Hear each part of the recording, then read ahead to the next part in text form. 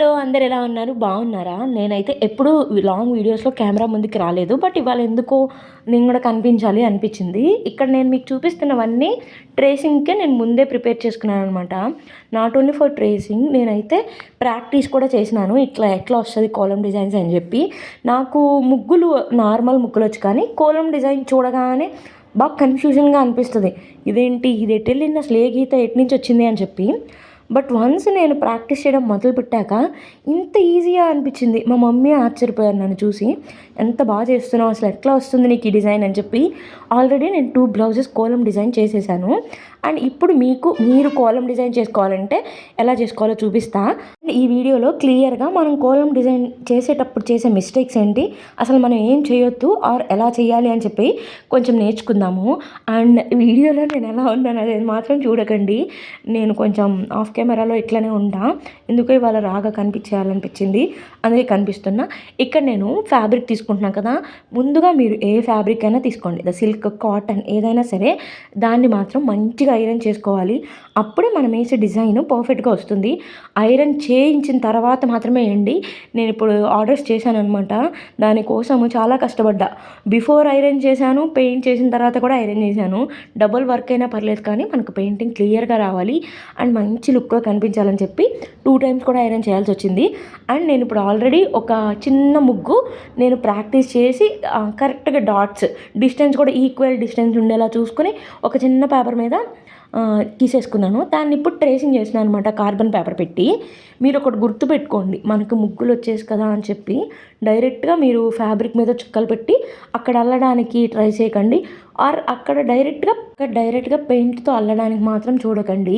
మీరు కావాలంటే ఫ్యాబ్రిక్ మీద పెన్సిల్తో అయినా గీసుకోవచ్చు, కానీ డైరెక్ట్గా 3D అవుట్లైనర్తో కానీ మన బ్రష్ పెయింట్తో కానీ చేయకండి. ఎందుకంటే మన బ్రష్ పెన్సిల్ వేరు కదా, and 3D outliner different, pencil different or pen different.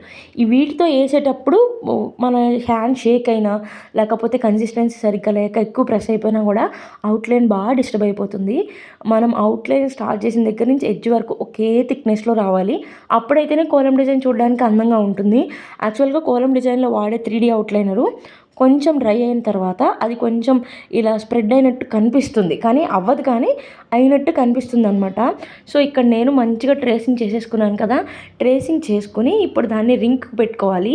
రింగ్కి ఎందుకు పెట్టుకోవాలి అంటే కొంచెం ఆ ఫ్యాబ్రిక్ అనేది స్టిఫ్నెస్ కనిపిస్తే అప్పుడు మనం వేయడానికి కూడా బాగుంటుందని చెప్పి ఆ రింగ్ కాకపోయినా ప్లాంక్కి పెట్టేసి ఆ పక్కన ఈ పక్కన మంచిగా ఫ్యాబ్రిక్ కదలకుండా క్లిప్స్ పెట్టేయచ్చు.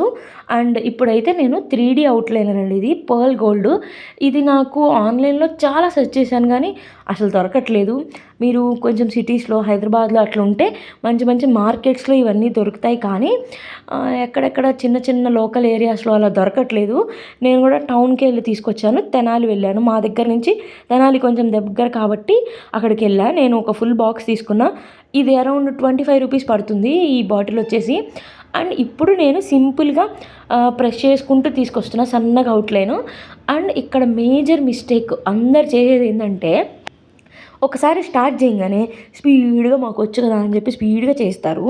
అట్లా చేయొద్దు. ఒక లైన్ గీసినామా, దానిపైనుంచి ఇంకో లైన్ వెళ్తున్నప్పుడు ఆ కింద లైన్కి ఆనకుండా గీయండి, పైనుంచే గీయండి. ఎందుకంటే ఇది 3D అవుట్లైనర్ కదా, థిక్గా ఉంటుంది. ఇంకో కింద దానికి ఆనిందంటే అది అక్కడ పక్కకి ఇలా చెరిగిపోద్ది.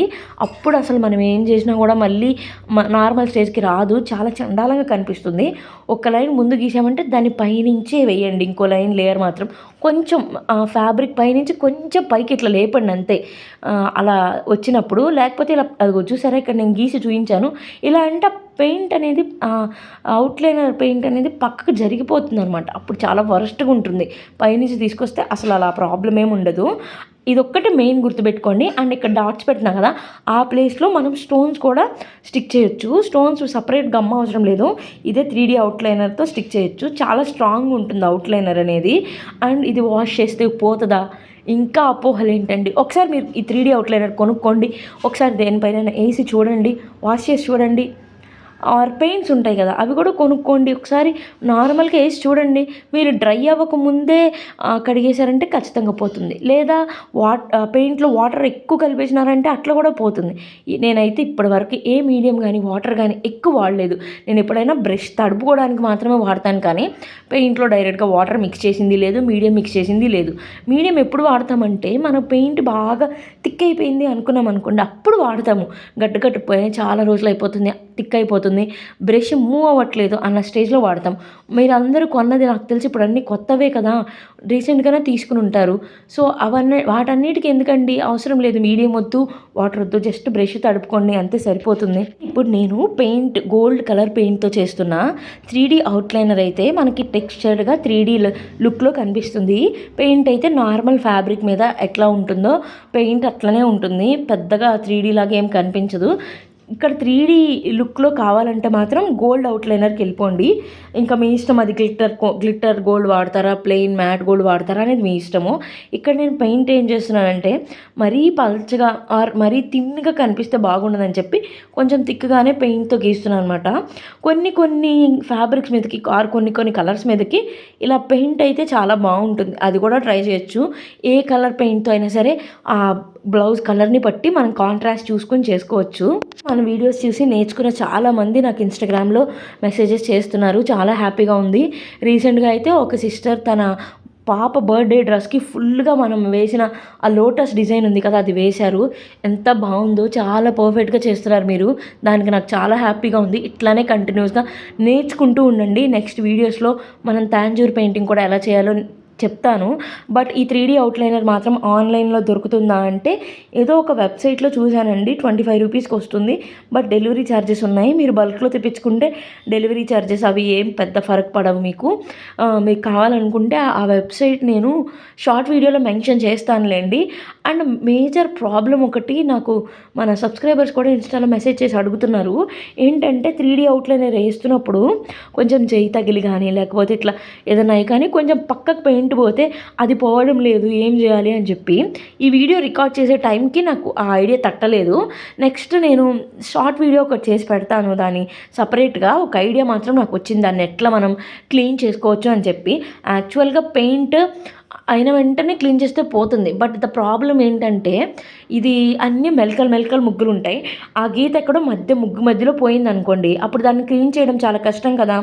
అందుకని చెప్పే ఇది అందరికి ఇబ్బంది అయిపోతుంది. దానికి ఒక మంచి సొల్యూషన్ కనుక్కున్న షార్ట్ వీడియోలో నేను అప్లోడ్ చేయడానికి ట్రై చేస్తాను. అండ్ ఇక్కడ చూడండి, డైరెక్ట్గా నేను ముగ్గు వేస్తే ఎలా వస్తుందని చూపిస్తున్నా. బాగా చేతిరిగిన వాళ్ళు అయితే చేయొచ్చు, కానీ ఇక్కడ పెయింట్ కన్సిస్టెంటీ, మనం లైన్ స్ట్రైట్గా వస్తుందా లేదా అవన్నీ చూసుకోవాలి. నేను ఇక్కడ చుక్కలు పెట్టి డైరెక్ట్గా వేస్తున్నా, నాకైతే పర్లేదు అనిపించింది. కానీ ఈ రిస్క్ అయితే మీరు అస్సలు చేయొద్దు, ఎందుకంటే లైన్ కానీ కొంచెం అటు ఇటు అయిందంటే ఒకవేళ మీకు కన్ఫ్యూజన్ ఉంటుంది. ఇక్కడ చూడండి, నేను ఆగిపోయాను ఏ లైన్ ఎటు గీయాలి అని చెప్పి. అదే ముందే మనం ట్రేసింగ్ చేసుకుని పర్ఫెక్ట్గా లైన్స్ గీసేసుకుని ఉన్నామంటే మనకి ఇంత ఆలోచించే టైం ఉండదు, లైన్స్ కూడా పర్ఫెక్ట్గా వస్తాయి.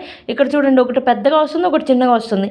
అదే ముందు పర్ఫెక్ట్గా చుక్కలు ఈక్వల్ డిస్టెన్స్లో పెట్టుకొని గీస్తే ఈ బాధ అనేది మనకు ఉండదన్నమాట. అండ్ ఇదైతే చూశారు కదా, మీరు పర్ఫెక్ట్గా ఒక డిజైన్ సెలెక్ట్ చేసుకోండి, పేపర్ మీద ట్రేసింగ్ చేసుకోండి, ఆ తర్వాతే బ్లౌజ్ మీద వేసేసుకోండి. ఇంకా ఫుల్ బ్లౌజ్ చేయాలంటే నాకు కొంచెం ఎక్కువ టైం రికార్డ్ అవుతుందేమో వీడియో అనిపించింది, అందుకే నేను చేయలేకపోయాను. నెక్స్ట్ టైం చూద్దాం, ఇన్ ఫ్యూచర్లో మీకు అవసరం అనిపిస్తే అది కూడా చేస్తాను. నెక్స్ట్ ఇంకా తాంజూర్ పెయింటింగ్స్ అవి కూడా చూపించబోతున్నా, సబ్స్క్రైబ్ చేసుకోండి.